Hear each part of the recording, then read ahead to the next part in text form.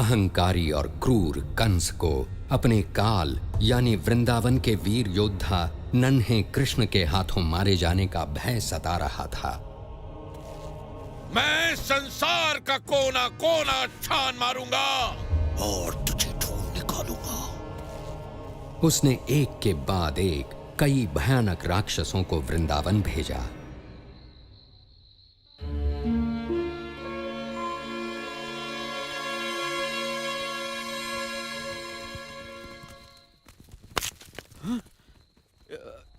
यही सही रास्ता है ना? यही सही रास्ता है।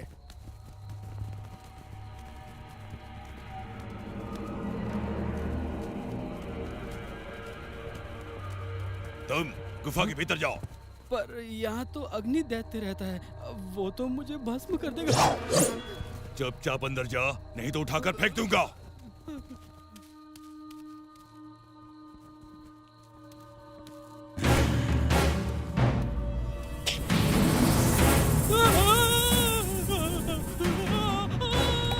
मेरी नींद खराब करने वालों को मैं सदा की नींद सुला दूंगा। मैंने तुझे गुफा से बाहर आने को विवश कर ही दिया, मूर्ख अग्निदैत्य।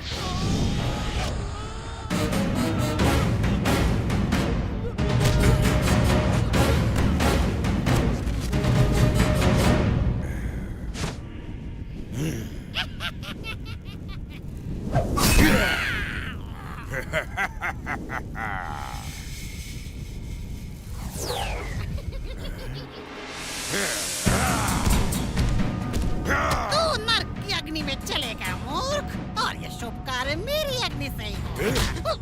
तेरी अग्नि बुझाने के बाद किसी को भी नहीं जला पाएगा तू।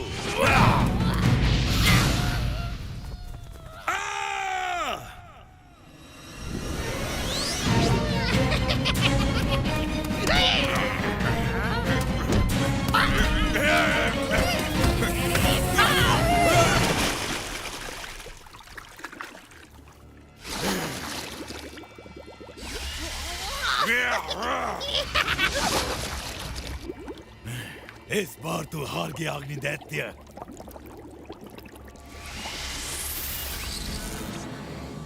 इस बार मैं हारा प्रलंबसुर, पर अगली बार बारी तुम्हारी है। पर आज तुम रास्ता भूल के यहाँ कैसे पहुँचे? महाराज कंस की आज्ञा है कि उनके काल के दूत को भस्म कर दिया जाए, इससे पहले कि वो उनके विनाश का कारण बने। मैंने भी उसकी चर्चा सुनी है। अगर हम दोनों मिल जाएं तो उसे ढूंढ कर उसका खात्मा कर सकते हैं। हमें तो पता ही नहीं इतने सारे बच्चों में वो कौन है। सो हमें सभी बच्चों की जान लेनी होगी। ये तो और भी सरल है। धूप में सूख कर वन वैसे भी जलने को तैयार है। मैं वन के पेड़ों और उनके छांव में खेलने वाले सभी बच्चों को जला दूंगा, और महाराज का काल शीघ्र ही भस्म हो जाएगा। अपनी मशालें दिखाओ।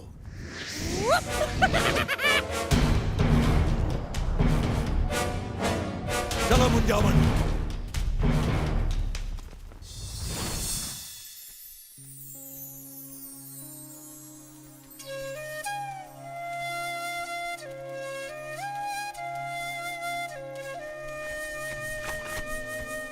तुम्हारी बांसुरी कितनी सुरीली और मधुर है कृष्णा। हाँ, ये पेड़ भी इसे सुनकर प्रसन्न है। मैं भी प्रसन्न हूँ। जरा देखो तो सामने से कौन आ रहा है। बहुत ही बढ़िया विचार है मेरे भाई। तो फिर मेरे विचार को पूरा करना चाहिए बलराम। मेरा विचार तो कहता है कि इन गोपियों के हांडी का दूध कैसे पिया जाए, और इस बार ये विचार पूरा होगा। मधु, सुबाला, वेश बदलने को तैयार हो जाओ। कौन सा वेश? हाँ, सही कहा तुमने।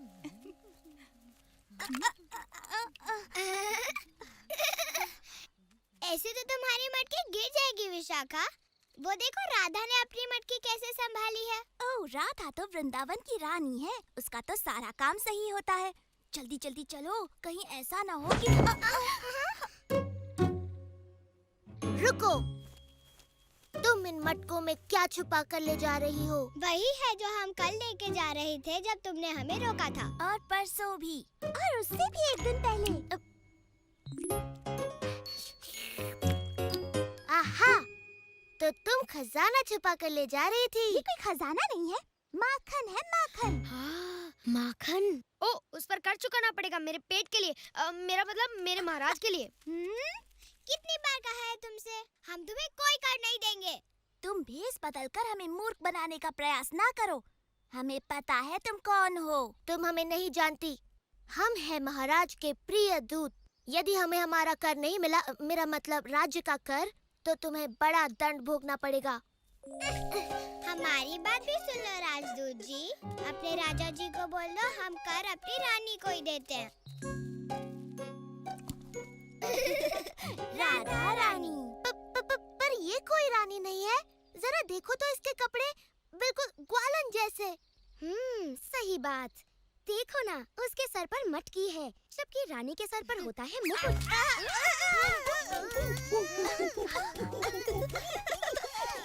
और तुम्हारे सर पर बंदर का मुकुट। बंदर मुकुट वाला बंदरों का राजा।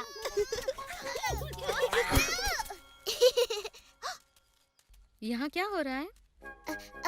हम कर लेने बाद में आएंगे। अभी हमें कोई जरूरी काम याद आ गया। क्या वो फिर तुमसे कर वसूल कर रहा था? ये लड़का अपनी शरारतें कभी बंद नहीं करेगा। जैसे कोई सच में ही मान लेगा कि वो कर वसूलने वाला है। हर किसी को पता है कि वो हमारा दुलारा नटखट कृष्ण है। सुधा, उसकी शरारतें कभी कम नहीं होंगी और हम हमेशा उसे दुलार कर छोड़ देती हैं। उस नटखट को तो सबक सिखाना ही होगा। पर वो हमारे हाथ आए तब ना। चिंता मत करो, एक बार हम उसको सबक सिखा दें, उसके बाद कृष्णा तुम्हें कभी परेशान नहीं करेगा। क्यों, मेरे हिस्से का कर लाए हो ना? कुछ भी नहीं मिला हमें बलराम। अगर ऐसे ही चलता रहा तो हम सब भूखे मर जाएंगे। चलो, माखन की तृप्ति ना मिली तो क्या हुआ, कृष्ण की बांसुरी तो है।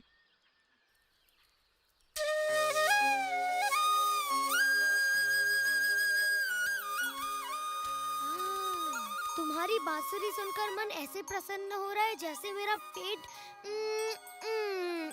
मक्खन खाने के बाद हो जाता है। वाह, कृष्ण की बांसुरी सुनकर अब कुछ नया खेल खेलने का मन कर रहा है। चलो देखते हैं किसमें कितना बल है। हो जाए रस्साकशी। चलो हो जाए कृष्णा। जो हारेगा वो विजेता को अपने कंधे पर बिठाकर नदी तक घुमा कर लाएगा। खींचो।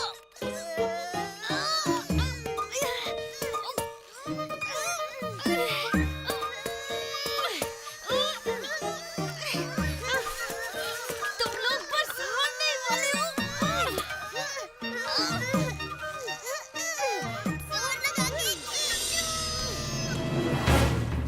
ठहरो। मिल गए बच्चे। अग्निदैत्य बाहर आओ, हमें काम शुरू करना है। इनमें से ही कोई एक वो काल है। मेरा दिल तो धड़क गया। चलो इन सारे बच्चों को अपनी आग में भून देता हूँ।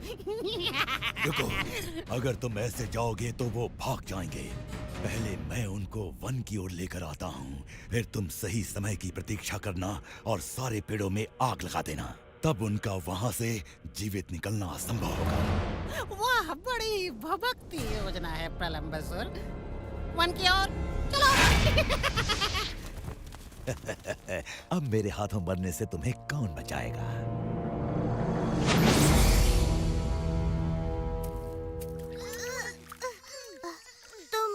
तुम खेलों में अभी आया बलराम।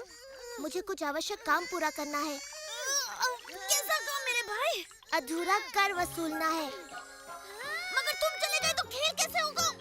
तुम्हारी और एक खिलाड़ी कम हो जाएगा।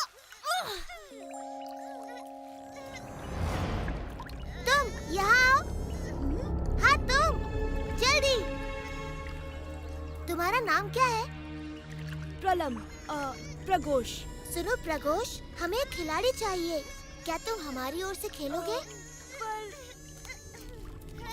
मैं अभी आया मित्रों, तुम सबके लिए माखन और दूध वसूल के।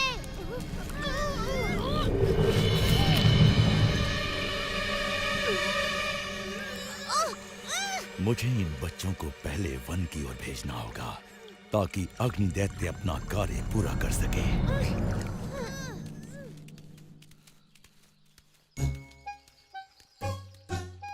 आहा, लड़कियां बिल्कुल अकेली हैं। पेट में जगह है ना दादी? क्योंकि आज हमें बहुत भारी कर मिलने वाला है।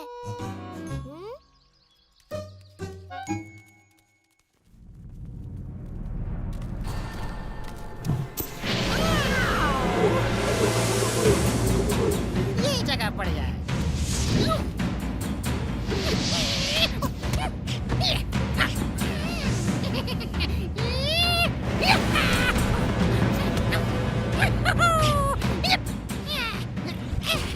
खड़े खड़े मेरा कर्तव्य क्या देख रहे हो मूर्खों? जला डालो सब कुछ।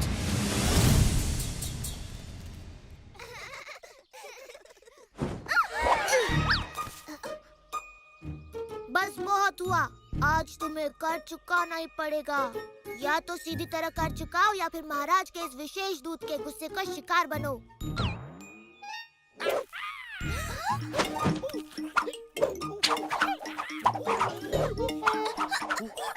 रोको इस दूत को, हम कर चुकाने को तैयार हैं। रुक जाओ। अब की तुमने समझदारी की बात। चलो अपना कर निकालो।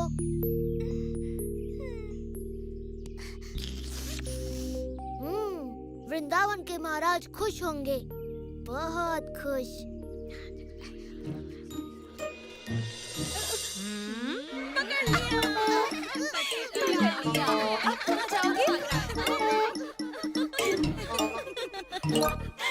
तो महाराज के विशेष अधिकारी, आपको आपका कर मिल गया। अब हम अपना कर वसूल करेंगे और यशोदा को बताएंगे कि कृष्णा बेचारी लड़कियों का सारा दूध माखन लूट लेता है। उसे बड़ा गर्व होगा कि उसका सपूत कृष्णा अब गायें चराना छोड़कर महाराज का विशेष अधिकारी बनकर कर वसूलता है। रुको, मैया को मत बताना, वो मुझ पर गुस्सा करेंगी। गुस्सा तो वो करेंगी ही। छोड़ो, मुझे जाने दो। आज के बाद मैं वेश बदलकर किसी को तंग नहीं करूँगा।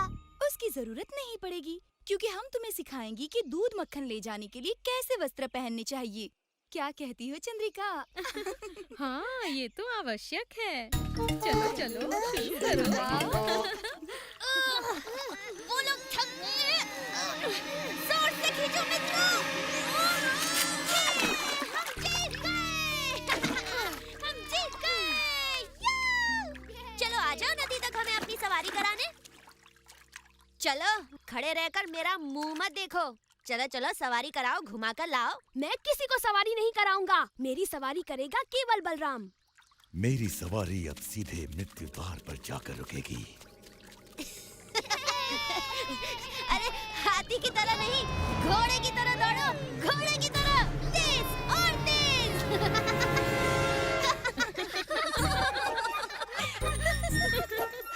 अब देखो, लग रहा है ना बिल्कुल गोपी। यशोदा को कोई इसका ये रूप दिखाओ। ओ, मुझे जाने दो। पर तू तो बड़ा सुंदर लग रहा है। बिल्कुल यशोदा की सुंदर सी बिटिया लग रहा है ये। शायद मेरा पुत्र सुबाला तुमसे विवाह कर ले, तब तो तुम मेरी भी पुत्री बन जाओगे। मैं वचन देता हूँ, आज के बाद मैं कोई शरारत नहीं करूँगा, सच्ची। हाँ हाँ चले जाना, ये कर दो, लेते जाओ। तुम्हारा मन भर गया? इस तरह मुझे लज्जित करके तुम सब प्रसन्न हो गए ना? अब तो मैं जा सकता हूँ। जाने से पहले हमें नृत्य नहीं दिखाओगे? चलो दधी, बाजा बजाओ।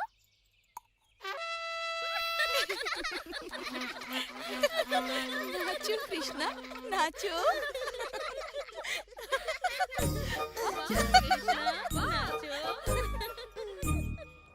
ठहरो ठहरो ठहरो, लगता है तुम रास्ता भूल गए। नहीं बलराम, मुझे पता है हम कहाँ पर हैं। प्रघोष, ये तुम कर क्या रहे हो?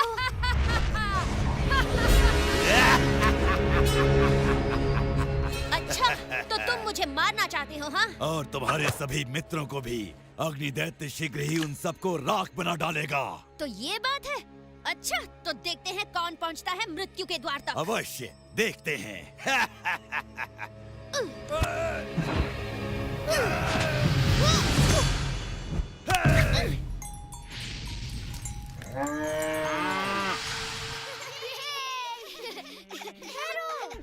वो देखो।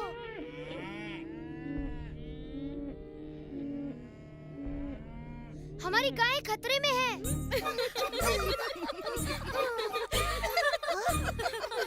तुम रुक क्यों गए? अभी तुमने अपना पूरा कर नहीं चुकाया। तुम्हें कुछ सुनाई दिया? वो देखो।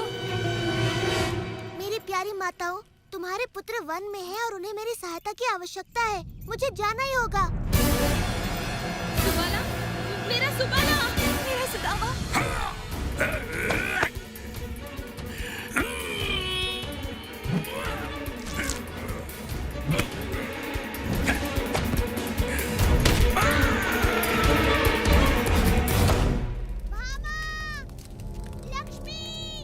हमारी गाय कहाँ है? वो वन में गई थी ताज़ी हरी घास चरने।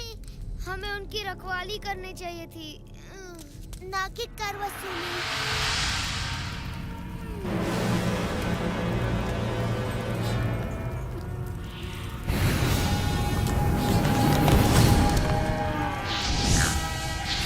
वो वन की आग में फंसी है। गाय भयभीत है। मैं उन्हें वापस बुलाता हूँ।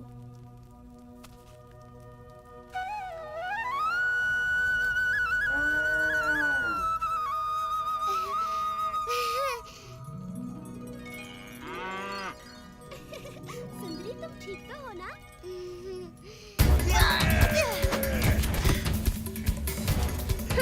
अब होगा इसका काम तमाम।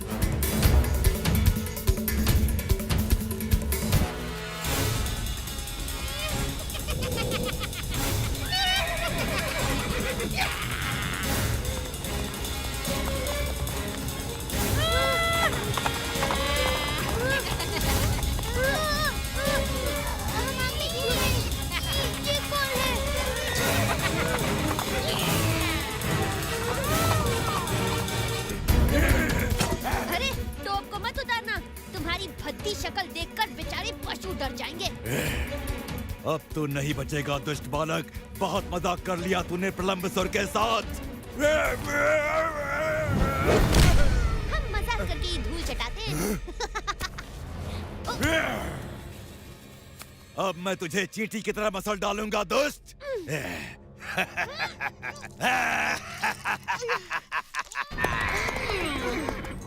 वहाँ प्रलंबसुर तेरे भाई की चटनी बना रहा है और यहाँ मैं तुझे और तेरे दोस्तों को भून डालूंगा ताकि महाराज कंस को कोई भय न रहे। ओ कृष्णा, हमारी रक्षा करो। डरो मत मित्रों, मेरे रहते तुम्हारा बाल भी बांका नहीं होगा। अब मेरी बात सुनो।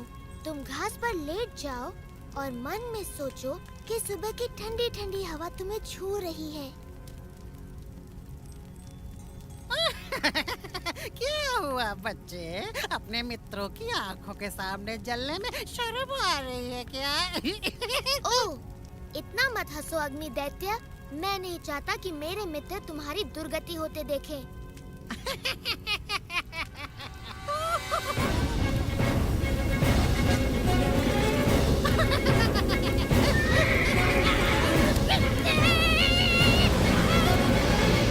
तेरा अंत आ गया। महाराज कंस प्रसन्न होंगे। ज्यादा प्रसन्न मत हो राक्षस।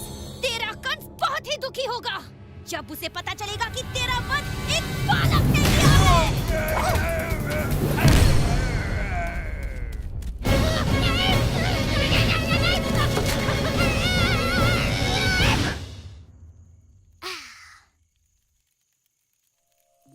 उठने का समय हो गया।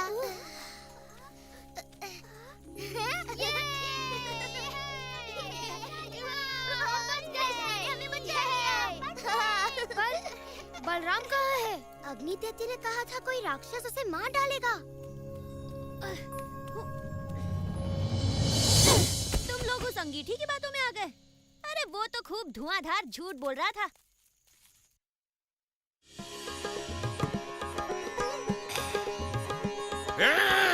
बंद करो ये हल्ला गुल्ला, मेरे सर में पीड़ा होने लगी है।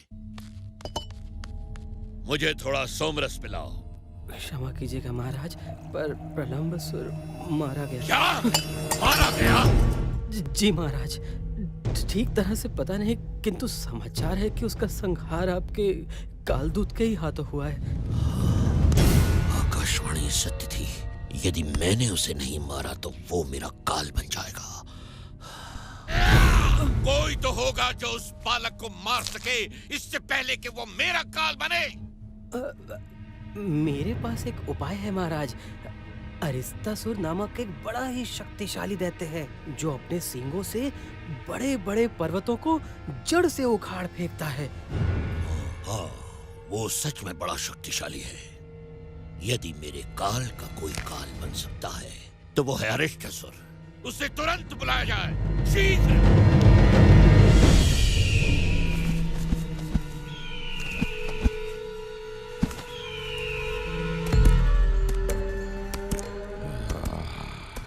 वृंदावन तो यहाँ छिपा बैठा है कंस का काल। अब नहीं बचेगा ये बालक। ये सारी पुष्पमालाएं इस वर्ष की सूर्य पूजा को और भी अधिक सुंदर बना देंगी।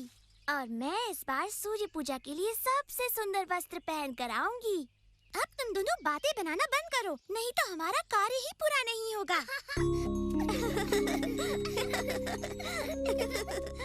राधा, ये क्या कर रही हो? सूर्य पूजा के लिए पुष्प चुन रही हूँ। सूर्य पूजा के लिए पुष्प, वो भी मेरी अनुमति के बिना? हमें तुम्हारी अनुमति की कोई आवश्यकता नहीं। देखा तुम लोगों ने? ये लड़कियाँ मेरे पुष्प चुरा रही हैं। तुम इस वन के मालिक कब से हो गए? तुमने कभी कोई बीज नहीं रोपा, कभी किसी वृक्ष को पानी नहीं दिया। तुम कुसुम वन की शोभा बिगाड़ रहे हो, गायों और अपने बिगड़ैल साथियों के साथ।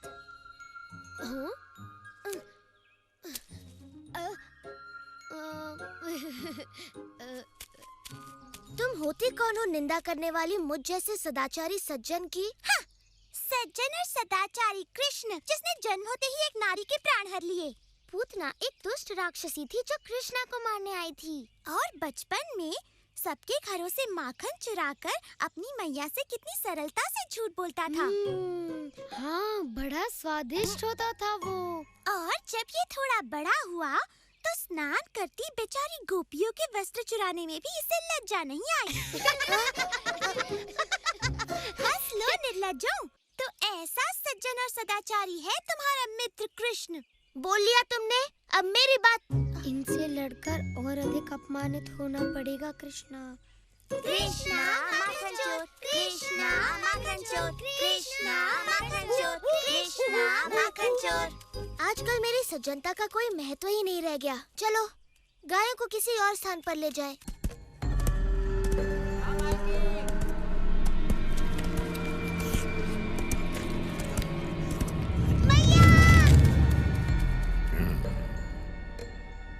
ये तो बड़ा डरपोक बालक था, ये वो नहीं हो सकता। अरे कोमल, तुमने मेरे लाल को कहीं देखा?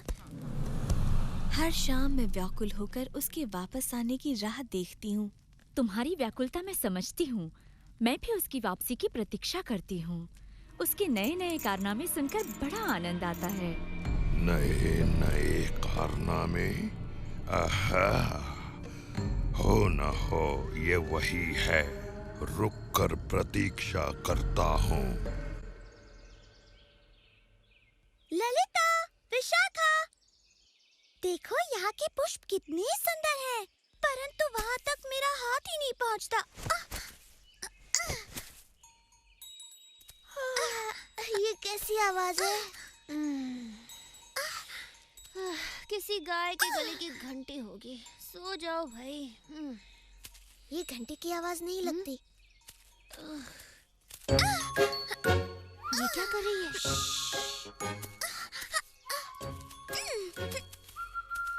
क्या करने का विचार है तुम्हारा? राधा से अपने अपमान का बदला। हमें और पुष्प चाहिए राधा। चिंता न करो, मैं कोशिश कर रही हूँ। ये डाल तो झुक गई। लगता है ईश्वर मुझ पर प्रसन्न है।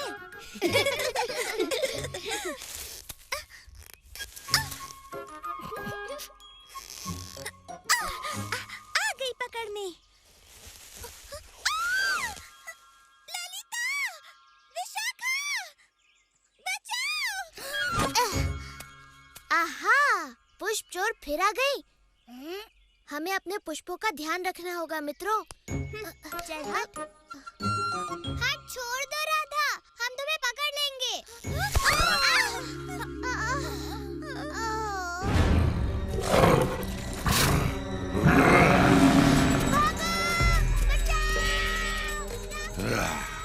इनमें से कोई नहीं, परंतु यदि कंस का काल इतना पराक्रमी है जितना कि मैंने सुना है, तो अपने गांव को विपत्ति में देख दौड़ा चला आएगा।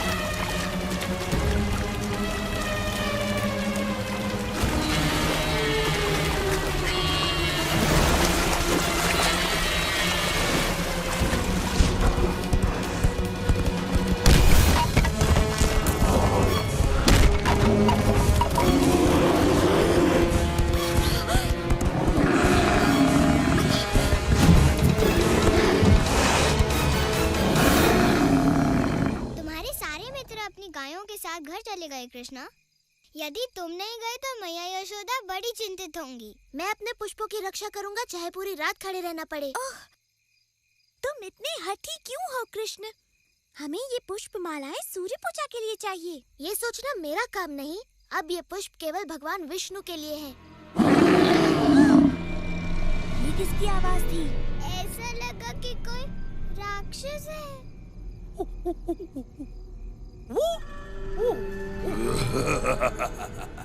आओ कृष्णा, बचा लो अपना प्रिय वृंदावन।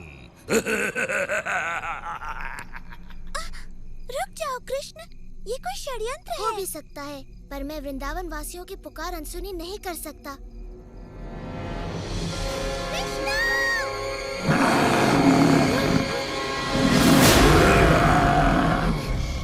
ये दुष्ट सांड अवश्य ही कोई राक्षस है। तुमने उसे क्रोधित कर दिया है।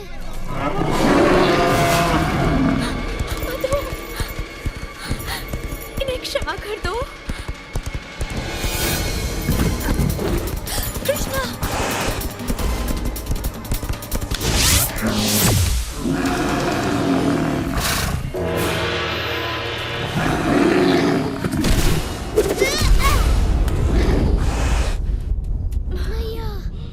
सुबाला, ये तो बस एक साधारण सी गाय है। कहो तो वन में इसे भी घास चराने ले जाओ। मजाक बहुत हो गया बालक।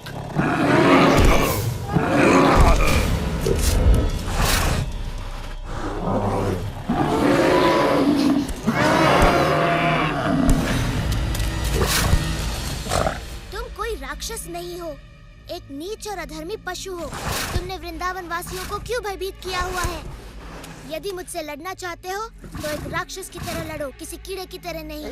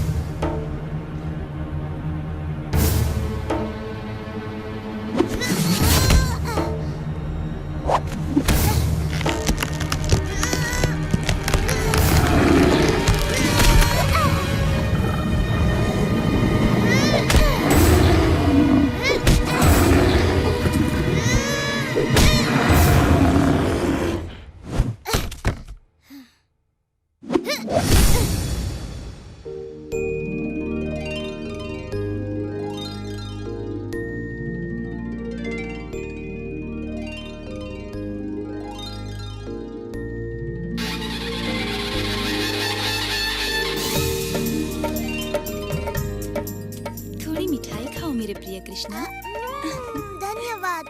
एक और? स्वादिष्ट। नहीं नहीं बस और नहीं। कृष्णा मेरे हाथ से भी। अच्छा बस एक और। आप लोग भी खाइए ना।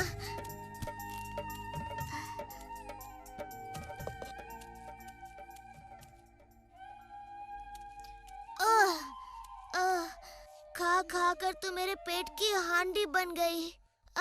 अब थोड़ा विश्राम हो जाए। अब मुझे लड्डू चाहिए। वाह मेरे भाई, आज तो तुमने अपने कारनामों में एक और नया कारनामा जोड़ दिया। तुम्हारा मतलब है अपने पापों की सूची में एक और पाप? तो अब हमारे सदाचारी कृष्ण ने एक सांड को भी मार डाला है। वो कोई साधारण सांड नहीं था, बल्कि एक राक्षस था, वो भी सांड के वेश में। ओ कृष्ण, चाहे जो हो, वो था तो गौ जाति का ही ना। अब तुम्हें गौ हत्या का पाप लगेगा। ठीक है, मैं कल यमुना में स्नान कर पाप धो लूंगा। उससे कुछ नहीं होने वाला। ललिता सही कहती है, ये घोर पाप है और इसे धोने के लिए तुम्हें संसार की सारी पवित्र नदियों में स्नान करना ही पड़ेगा।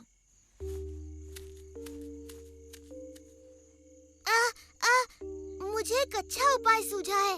पूरा संसार घूमने से अच्छा है मैं सभी पवित्र नदियों को यहाँ लाकर उनमें स्नान कर लूं। ओह कृष्ण, सपने देखना छोड़ो। सपने देखती जाओ।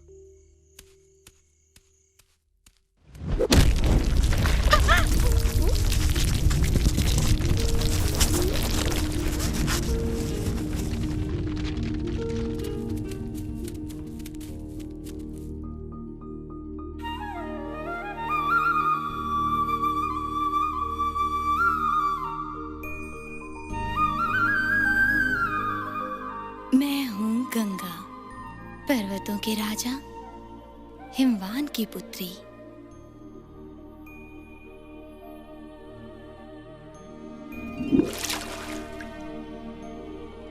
मैं हूँ कावेरी। मैंने ब्रह्मा के आशीर्वाद से नदी का स्वरूप धारण किया है।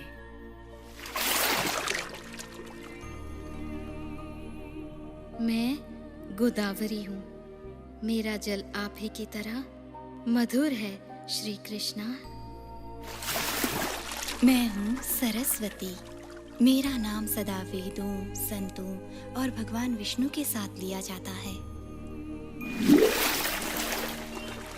मैं नर्मदा हूँ। मेरा जन्म भगवान शिव के शरीर से हुआ है। और मैं हूँ आपकी प्रिय यमुना, सूर्य देव की पुत्री, यम की बहन। आपके स्पर्श मात्र से मैं पवित्र हो जाऊंगी। कृपया मेरे जल में प्रवेश करें। ये मेरा सौभाग्य होगा।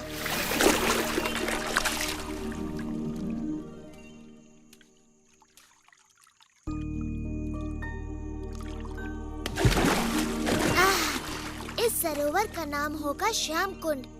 इसका जल पवित्र और शीतल है और श्याम कुंड में स्नान कर मेरे समस्त पाप धुल गए हैं।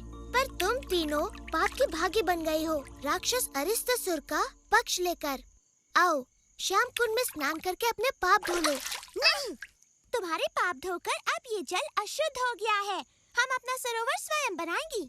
हाँ, यहीं पर जहाँ अरिष्टासुर ने अपने पैरों से गड्ढा बना दिया।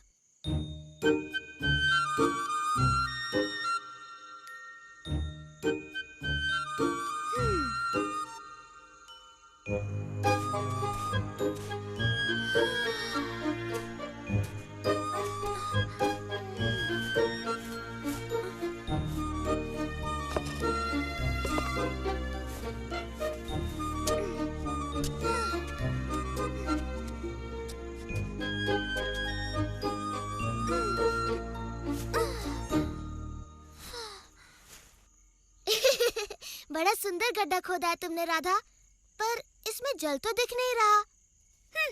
जल भी आएगा।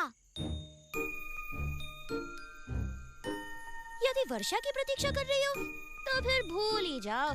मेघ का एक छोटा सा टुकड़ा तो तुम तीनों ने निश्चय कर लिया है कि तुम्हें मेरा अशुद्ध जल नहीं चाहिए? नहीं, बिल्कुल नहीं। हम मानसी गंगा से अपना शुद्ध जल लाएंगी।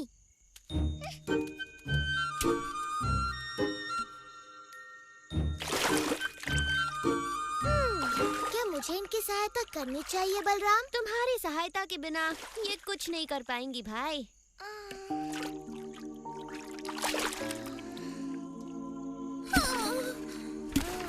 ये असंभव है। ऐसे तो सरोवर बनने में पूरा जीवन लग जाएगा।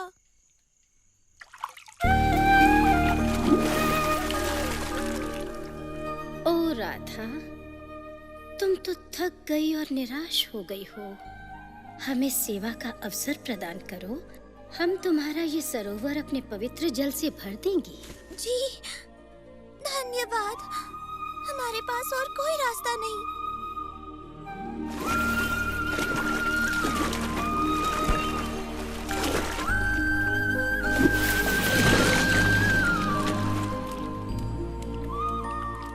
तुम्हारा सरोवर राधा कुंड तो मेरे सरोवर से भी कहीं अधिक सुंदर है।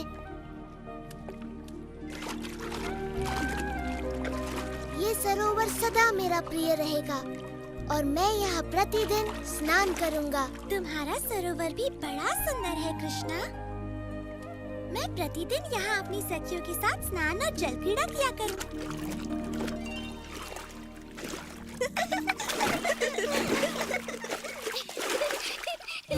प्रलंबासुर और अरिष्टासुर के वध के समाचार ने पहले से ही भयभीत कंस को और भी डरा दिया। सभी असुर इस प्रयास में प्राणों से हाथ धो बैठे। तुम्हें क्यों लगता है कि तुम मेरे काल को मारने में सफल हो? क्योंकि मैं हूँ केशी और मेरे पैरों तले धरती कांप उठती है।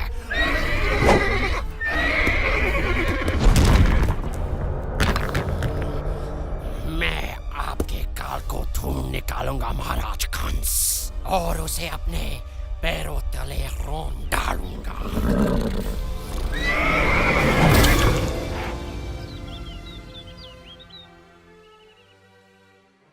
इन मोतियों के आभूषण पहनकर दीपावली पर हम वृंदावन की सबसे सुंदर गोपियाँ लगेंगी।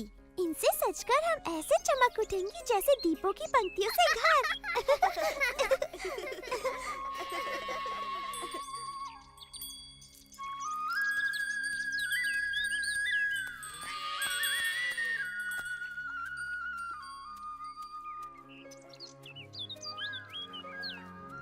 तुमने देखा ये लड़कियाँ मुझे किस प्रकार अनदेखा कर रही हैं बलराम? तुम्हारे सुंदर रूप के चकाचौंध में अंधी है मेरे भाई, तभी अनदेखा कर रही हैं। वो तो है ही, पर मेरे विचार से वो नहीं चाहती मैं उनके मोतियों के आभूषण देखूं जो वो दीपावली के लिए बना रही हैं। चलो देखते हैं क्या ये हमारे साथ अपने आभूषण बांटने को तैयार हैं।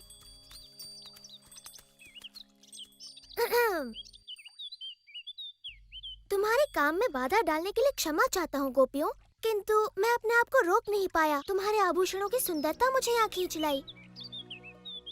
मेरे मित्र भी दीपावली का त्योहार मनाना चाहते हैं। क्या तुम उन्हें अपने कुछ मोती दोगी ताकि वो भी तुम्हारी तरह अपनी सुंदरता बढ़ा सके? मुझे नहीं पता था कि सुबाला और मधु को अपनी सुंदरता का इतना ध्यान है। मैं उनकी बात नहीं कर रहा, मेरा मतलब था हंसी और हरिणी। प्यारी गोपियों, तुम्हें अपने आभूषणों पर इतना अभिमान है कि तुमने इन भोली भाली गायों के साथ अपने आभूषण बांटने की मेरी विनती भी अनसुनी कर दी। तुम बड़े अच्छे हो कृष्णा, पर ये मोती केवल राजा रानियों के लिए हैं। तो तुमने सिर्फ 2 गायों के लिए ही क्यों मांगा? अपनी सारी गायों के लिए मांगना चाहिए था ना।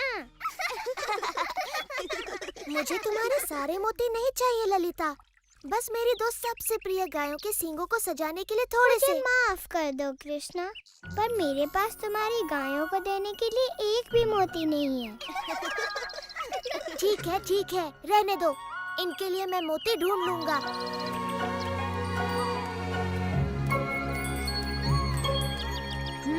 उन्होंने मना कर दिया। हाँ? ना तो गायों के लिए कोई सम्मान है, ना मेरे लिए। एक बार मैं इनकी बुद्धि ठिकाने लगा दूं, तब समझ में आएगा।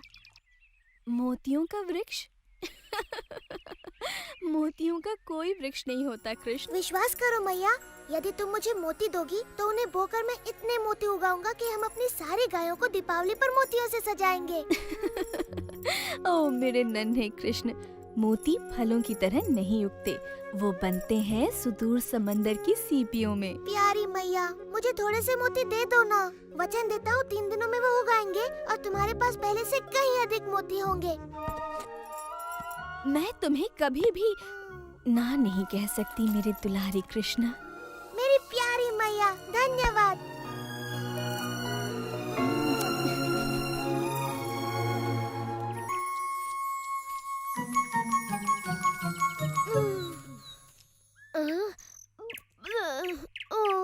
क्या हम मोतियों की खेती करने के स्थान पर स्वादिष्ट ताजा मक्खन नहीं उगा सकते? मूर्खों की तरह बात न करो मधु, मक्खन पेड़ पर नहीं लगता, तुम्हारे पेट पर लगता है। तुमने समाचार सुना रहा था? वृंदावन में सभी एक नए किसान की चर्चा कर रहे हैं। अच्छा, वो जो मोतियों की खेती कर रहा है। तुम मेरे कंगन बोकर मेरे लिए नए कंगन उगा दो ना कृष्ण। एक बार मेरे खेत में मोतियों की फसल आ जाने दो, फिर देखते हैं कि कौन किस पर हंसता है। कृष्णा, क्या हम लड्डुओं की भी खेती कर सकते हैं? नहीं मधु, पर तुम्हारे विचार से एक योजना सूझी है। तुम्हारे और सुबाला के लिए एक काम है।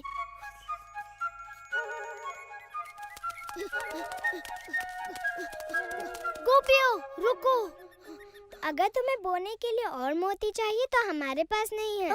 हमारे पास सुंदर से मोती हैं, लेकिन कृष्णा ने पूछा है क्या तुम हमें थोड़ा सा दूध दे सकती हो?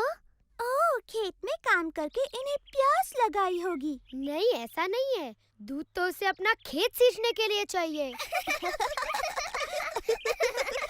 क्षमा करना, किंतु ये दूध इस कार्य के लिए उपयुक्त नहीं। विशाखा ठीक कहती है, कृष्ण के पवित्र मोतियों के लिए इससे काम नहीं बनेगा। तुम्हें चाहिए नागफनी का दूध।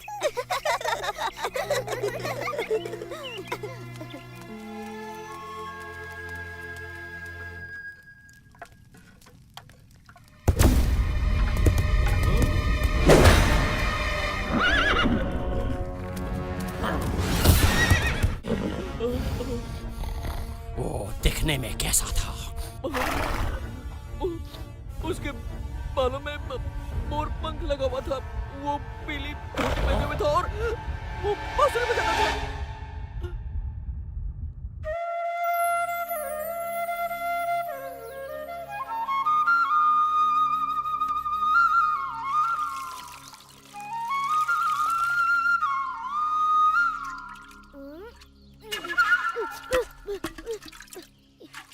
ये ठीक बात नहीं है कृष्णा। दूध मोतियों के साथ मनुष्यों को भी बढ़ने में सहायता करता है। जितनी इच्छा उतना दूध पी लेना मधु। बस एक बार तुम जैसे गोल मटोल मोती उग जाए।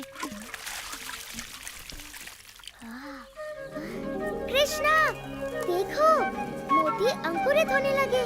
मोती अंकुरित होने लगे। इनकी सुगंध अद्भुत है। भंवरे भी इनकी सुगंध से मदमस्त हो रहे हैं। ये अद्भुत सुगंध कहाँ से आ रही है? तुम्हारे मोतियों से मैया, वो उगने लगे। उग तो रही है, परंतु मोतियाँ नहीं, कांटे। कृष्णा, देखो, एक मोती खिला। ये तो हमारे हुए मोतियों से कहीं अधिक सुंदर और बड़े हैं। हम धनी हो गए। हम धनी हो गए। ये अवश्य कृष्ण का कोई छल है। ये नकली मोती हैं। मैंने आज तक ऐसे सुंदर मोती नहीं देखे। इतनी सारी मोती, कितनी सुंदर है। इसी का भय था। कृष्ण की मोतियों के सामने हमारे मोती फीके दिखने लगेंगे। अगर हम उसे कुछ मोती मांगे तो वह बिल्कुल भी मना नहीं करेगा। हमारा दुर्व्यवहार देखकर अब वह हमें मोती तो नहीं, ताने अवश्य देगा। इस दीपावली पर हम सबके हास्य का पात्र बनेंगे। ऐसा नहीं होगा। हमें पता है कृष्ण ने मोती कैसे उगाए हैं। ये बड़ा सरल है। हम भी मोतियों की खेती करेंगी। हाँ, और हमारे मोती उसके मोतियों से अधिक सुंदर होंगे। क्या तुम लोग पागल हो गई हो? कृष्णा ने ऐसी सरलता से कर लिया तो क्या तुम भी कर लोगी? उसने तो गोवर्धन भी उठा लिया था, तो क्या तुम भी उठा लोगी? मोतियों की खेती आसान नहीं है, देवताओं के लिए भी। कृष्णा तो हमेशा ही ऐसे चमत्कार करता रहता है, पर क्या तुमने कभी एक भी चमत्कार किया है? मोतियों की खेती कोई चमत्कार नहीं है, इसमें कृष्ण की कोई माया नहीं। वृंदावन की दिव्य भूमि है ही इतनी उपजाऊ। हाँ, हमारे वृंदावन की दिव्य भूमि यमुना के जल की तरफ अद्भुत है। हम मोती बोएंगे और दूध के साथ साथ उन्हें घी और माखन से सींचेंगे। तब तो कृष्ण की मोतियों से हमारे मोती कहीं अधिक सुंदर और बड़े उगेंगे। आओ, रुको, बोना ही है तो ये छोटे मोती क्यों? हमारी माँओं के पास बड़े बड़े आभूषण हैं। हाँ, जितने बड़े बीज उतने सुंदर फल। विशाखा, राधा, सच में माँ, तुम्हें इनसे 10 गुना मोती वापस मिलेंगे। घबराओ मत मैया, हमें अच्छी तरह पता है हम क्या कर रहे हैं।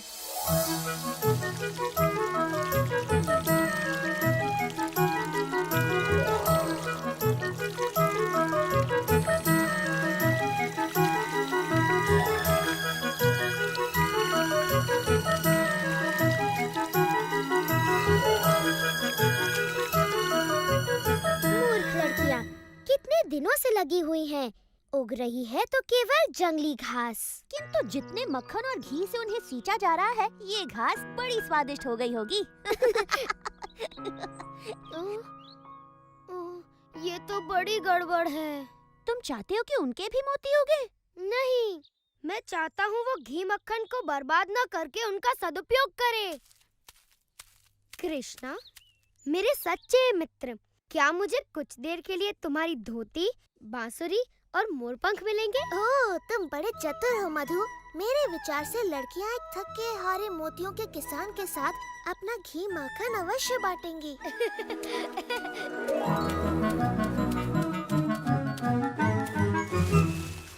कौन है?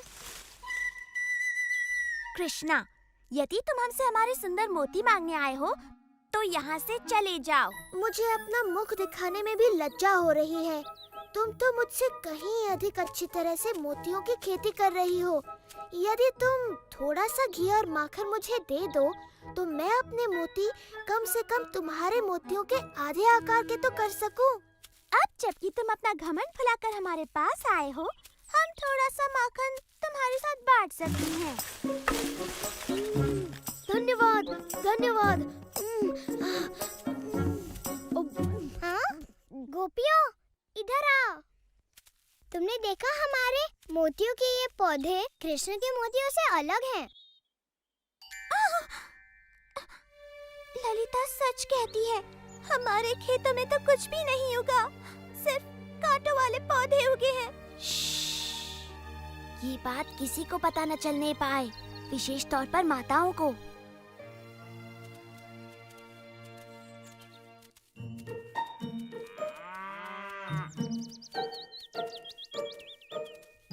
हार्दिक शुभकामनाएं। सुना है तुम्हारे खेत में फसल लहलहा उठी है। अच्छा, तुम्हें किसने बताया? एक नन्ही चिड़िया ने, जिसके पैर में एक कांटा चुभ गया था।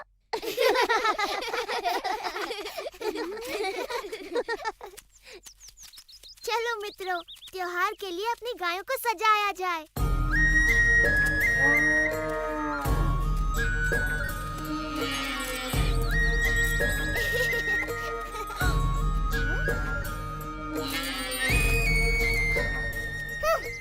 माताओं को जब पता चलेगा कि हमने उनके सारे मोती खो दिए तो वो बड़ी क्रोधित होंगी। मैंने तो पहले ही कहा था, पर तुमने मेरी बात ही नहीं सुनी। ये सब कृष्णा ने किया। मैं समझी नहीं विशाखा। वो झाड़ियों में छुपा था, याद है? उसी ने अपने साथियों के साथ मिलकर हमारे पौधे उखाड़कर उनके जगह कटीले पौधे लगा दिए होंगे। इस बार उसने उत्पात की सीमा लांघ दी है। मैं मैया यशोदा को बताऊंगी। क्या बताओगी राधा? कि कृष्णा ने इतने सुंदर सुंदर मोती उगाए कि उससे सुंदर मोती उगाने के लिए तुमने अपनी माँ के मोती भी खो दिए। ललिता ठीक कहती है, कृष्ण ने हमें छला हो या हमने स्वयं को छला हो, हमारी परिस्थिति वही है। हमारे पास एक भी मोती नहीं है। यदि हमारी माताओं को पता चला तो वे हमें कभी क्षमा नहीं करेंगी। परंतु वृंदावन में मोती मिलना इतना सरल नहीं है। हम कहाँ से लाएंगे? हमारे पास और कोई चारा नहीं। हमें कृष्ण से पूछना चाहिए कि क्या वो अपने कुछ मोती हमें बेचेगा।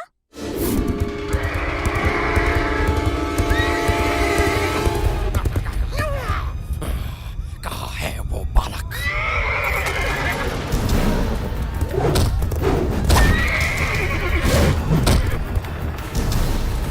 कहाँ है वो पीली धोती वाला बालक जिसके पास बांसुरी और मोर पंख भी है? मैं उसका सर्वनाश कर दूंगा।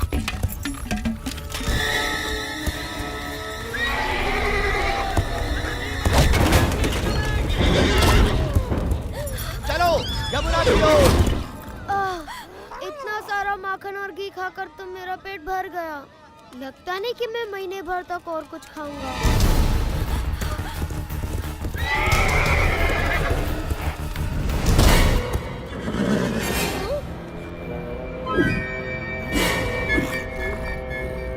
आखिर मैंने तुम्हें ढूंढ निकाला कंस के काल। मैं काल नहीं मधुमंगल हूँ। नहीं, तू कंस का काल कैसे बनेगा? क्योंकि मेरे पैरों से कुचले जाने के बाद तुझे कुछ करने का मौका ही नहीं मिलेगा।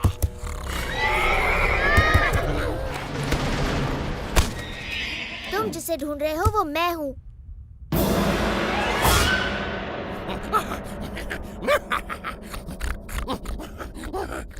कम से कम उस लड़के में थोड़ा बहुत मांस तो था।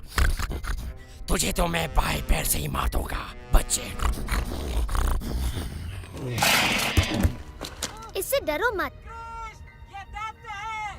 केशी बिल्कुल हमारे खेलने वाले काठी के घोड़ों जैसा है।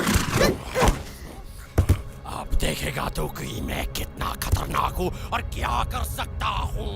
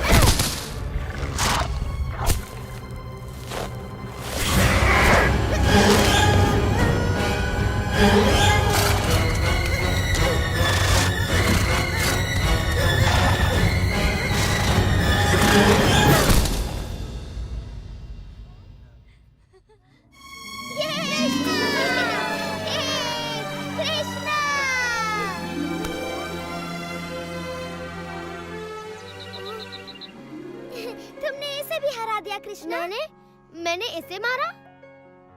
पूरी तरह तो नहीं मेरे मित्र, परंतु भेष बदलकर वीरता पूर्वक इसे मुझ तक तो तुम ही लाए। मैं अब कभी भी तुम्हारा रूप नहीं धरूंगा कृष्णा, चाहे जितना भी घी माखन मुझे खाने को मिले। बहुत सही कहा मधु, ये राय दुरुस्त है।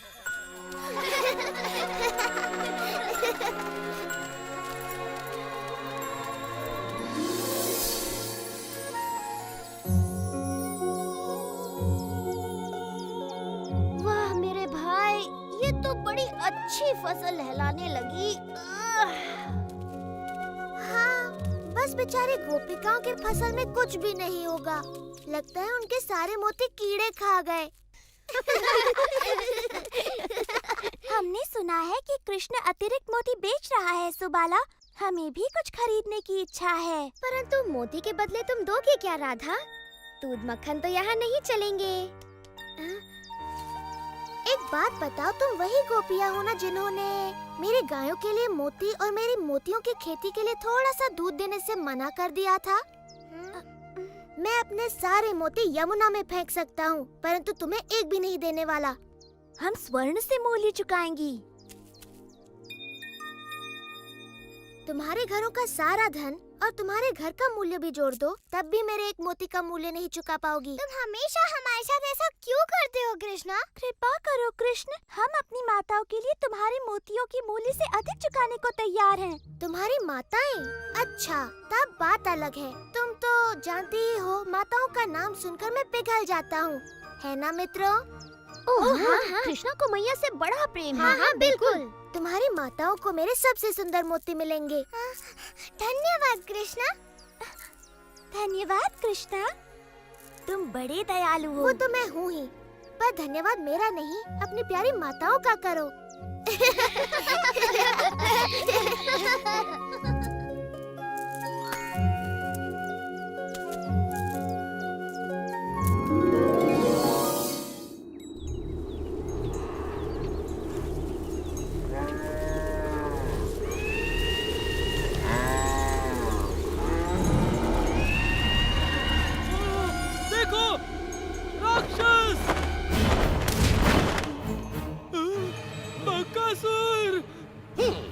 मुझे बड़ी भूख लगी है और मुझे गर्मा गर्म खाना चाहिए।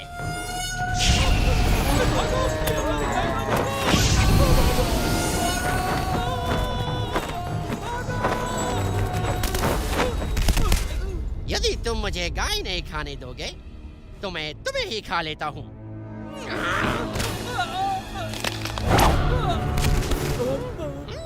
मेरे भोजन में बाधा डालने का साहस किसने किया? बकासुर, मैं तुम्हारे भोजन में बाधा डालने नहीं, बल्कि उसे और भी स्वादिष्ट बनाने आया हूँ। और ये आप करेंगे कैसे महाराज कंस, जबकि आपने तो मेरे भोजन को भगा ही दिया। मैं तुम्हें अवसर दे रहा हूँ कि तुम मेरे काल को मारकर उसके स्वादिष्ट नर्म मांस का आनंद उठाओ।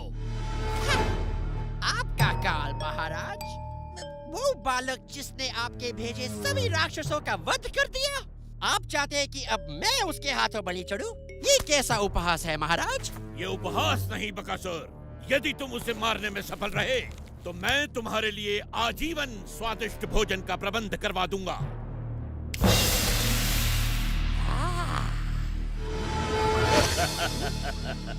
मेरे काल को काल तक पहुंचाओ बकासुर, फिर इस भोजन का आनंद उठाओ। ठीक है, मुझे आपका यह प्रस्ताव स्वीकार है। आपका काल आज सूर्यास्त से पहले मारा जाएगा।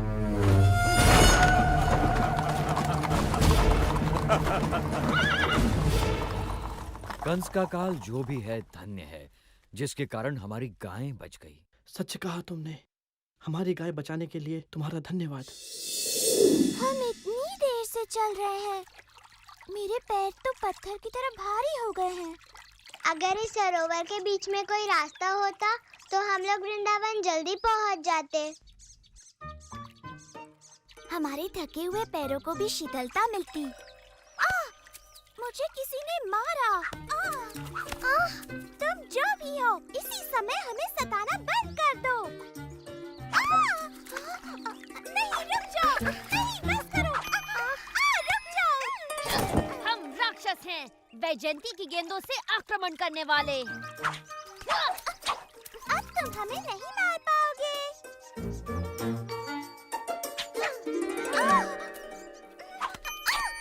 तुम फिर से गलत हो राधा। मेरा लक्ष्य नहीं चूकेगा, क्योंकि मैं पिछले जन्म में राम था और सभी जानते हैं कि मैं कमाल का धनुर्धर था। झूठा कहीं का। क्या कहा तुमने? उसने कहा कि तुम झूठे हो। तुम कभी राम नहीं थे। राम तो साहसी योद्धा थे। कृष्ण का साहस तो केवल बेचारी निहत्थी गोपियों पर ही दिखता है। तुम्हें मुझ पर विश्वास नहीं? पर मैंने धनुर्धर राम का रूप धरा था। धनुर्विद्या में महारत हासिल करने के लिए मैंने ऋषि वशिष्ठ से शिक्षा ली। जब मुझे पता चला कि महाराज जनक ने अपनी पुत्री सीता का स्वयंवर रचाया है और जो भी उनके शिव धनु की प्रत्यंचा चढ़ाएगा वो सीता का विवाह उसी से करेंगे, समझी? ओह, किंतु जब सभी महाबली शिव धनु उठाने में असफल रहे, मैंने उसे इतनी शक्ति से उठाया कि शिव धनु भंग हो गया पल भर में।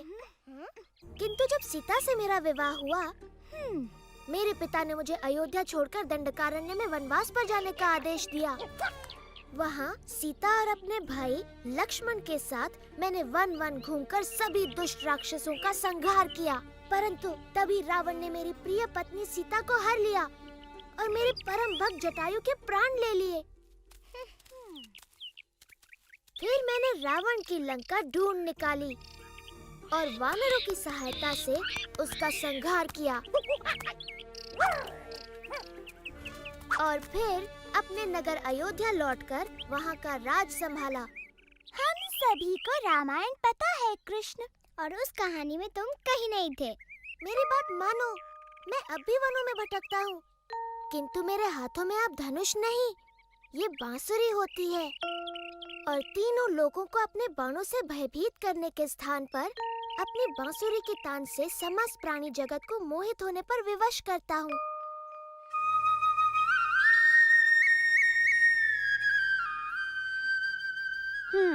मुझे नहीं लगता ये तुम पर विश्वास कर रही है भाई। कृष्णा की ऐसी बातों पे कोई भी विश्वास नहीं करेगा।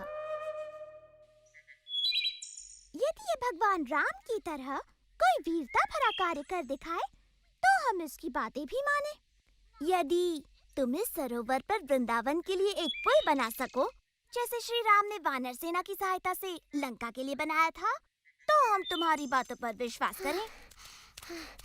तो तुम यहाँ हो कृष्णा, लो आ गई तुम्हारी वानर सेना। यदि तुम्हें पुल ही चाहिए तो ठीक है, बन जाएगा।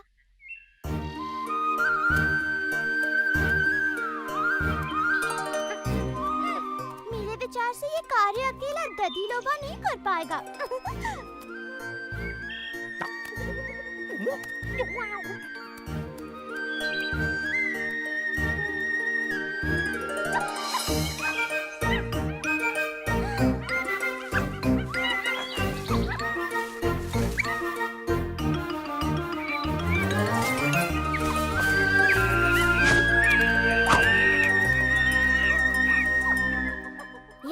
के लिए धन्यवाद मेरे मित्रों। मुझे फिर से तुम्हारी सहायता की आवश्यकता है। इन गोपियों के लिए सरोवर पर एक पुल बांध दो ताकि ये सरलता से घी माखन वृंदावन ले जा सके।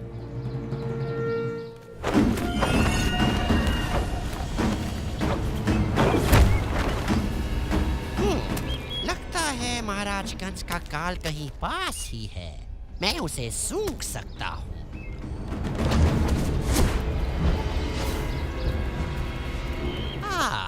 ये रहा। मुझे विश्वास है कि महाराज इसी बालक की बात कर रहे हैं।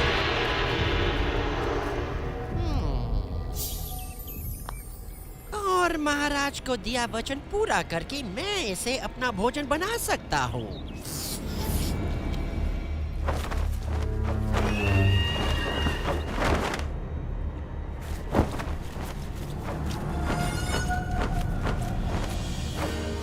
बकासुर ने कृष्ण को ढूंढ निकाला। इंद्र, क्या मैं उसे अपनी अग्नि से भस्म कर दूं? नहीं अग्निदेव, हमें कुछ देर प्रतीक्षा करनी चाहिए।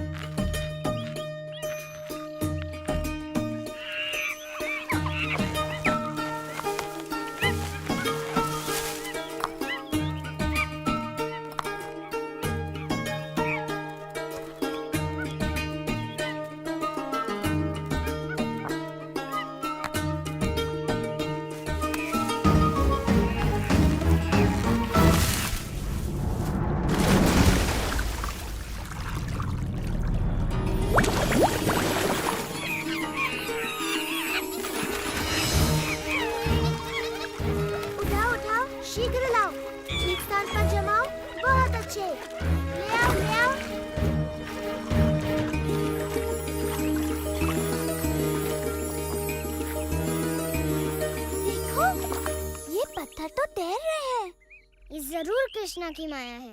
पत्थर तो नहीं तैरते, ये जरूर नकली होंगे।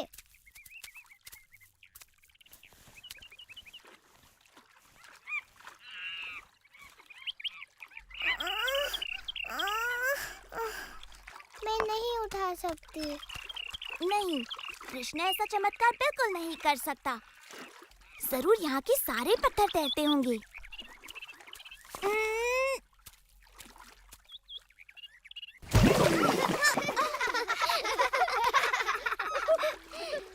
यदि तुम मेरी सहायता नहीं कर सकती तो मेरे कार्य में बाधा तो मत बनो।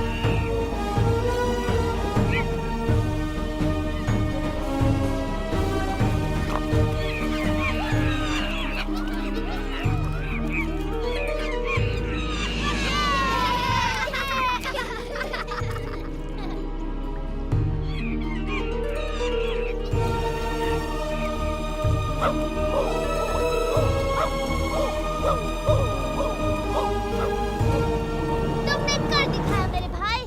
कृष्ण के सिवा ऐसा सुंदर पुल कोई नहीं बना सकता। कृष्णा भगवान राम जैसे ही महान है। मैं अभी नहीं मानती कि तुम पूर्व जन्म में श्री राम थे। हाँ, सच में तुम खुद ही वानरों की तरह नटखट हो कृष्णा, इसलिए वो तुम्हारा कहना मानते हैं। राधा, ललिता, अपने मटके उठाओ, हमें घर जाना है।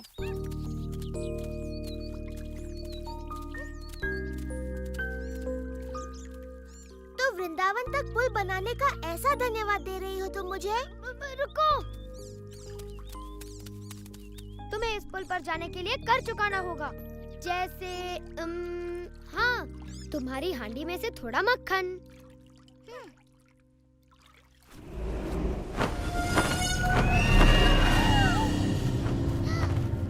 कृष्णा, देखो, वो राक्षस है, वो हम सबको खा जाएगा।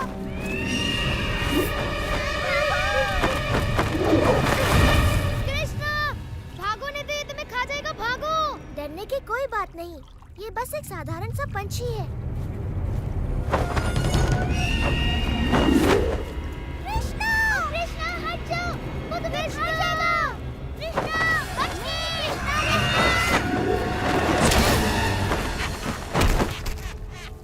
कृष्णा,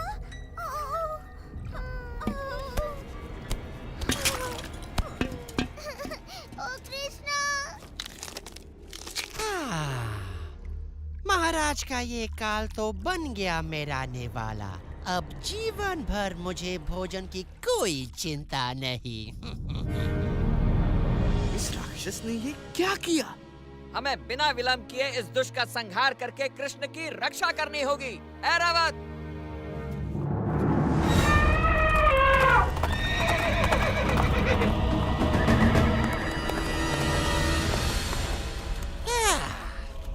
इंद्र, आओ आओ, तुम्हारा स्वागत है।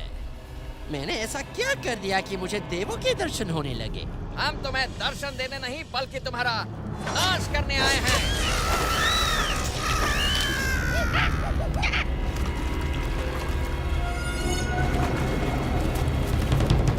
तुम्हारे किसी भी शस्त्र का मुझ पर कोई असर नहीं होगा इंद्र।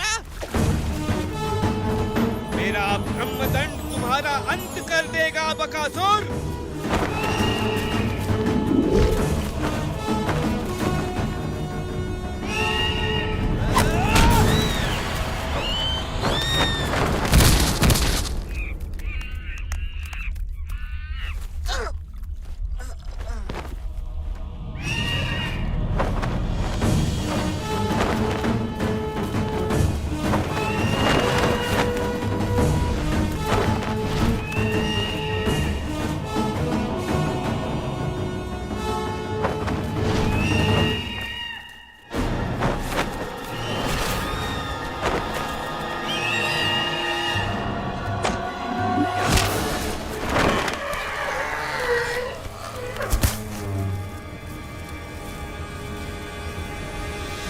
तेरा अंत निकट है बकासुर।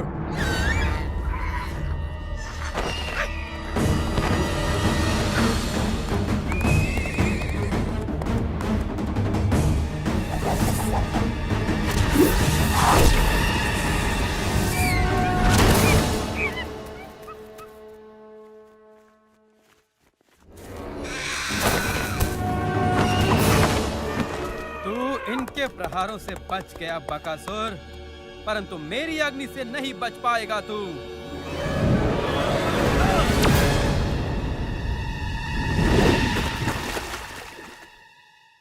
अंततः इसका अंत हो ही गया।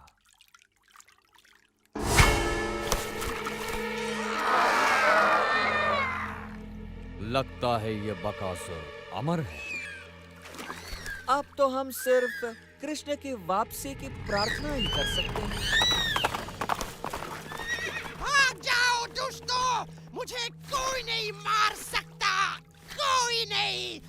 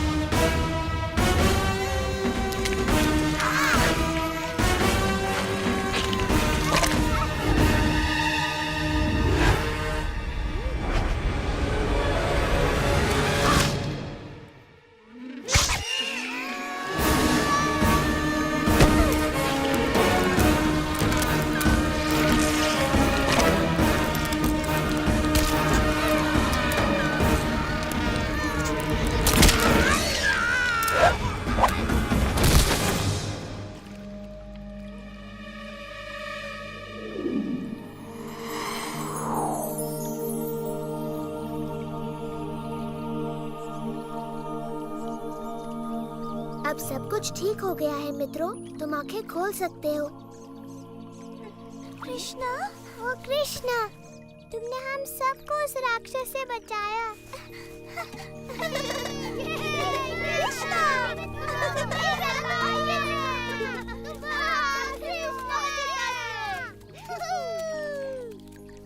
मैं ठीक हूँ, सच में। इतना चकित होने की कोई आवश्यकता नहीं। चलो पुल पर से होकर वृंदावन चलते हैं।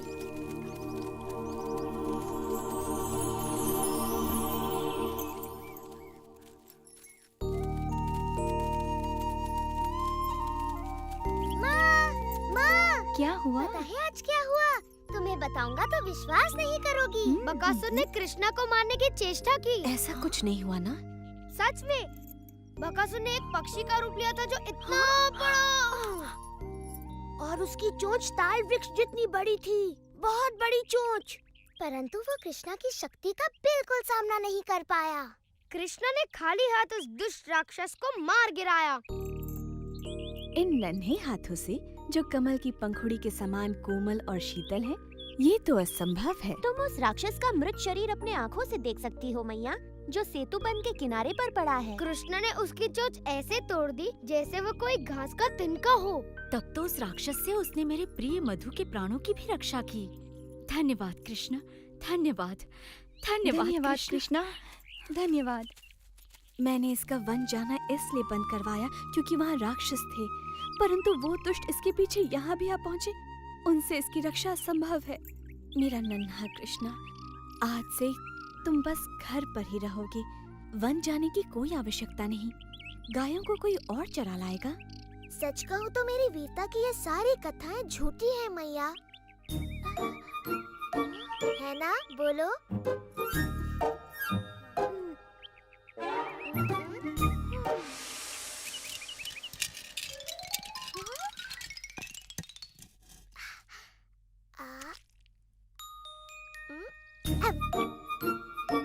तुम्हें नहीं लगता कि ये पिछले जन्म में भगवान राम था? और इस तरह नन्हे कृष्ण ने एक वीर योद्धा होने का कर्तव्य निभाते हुए भयानक दैत्यों से अपने प्रिय साथियों और वृंदावन की रक्षा की और अपने अदम्य साहस से सभी के हृदयों को जीत लिया।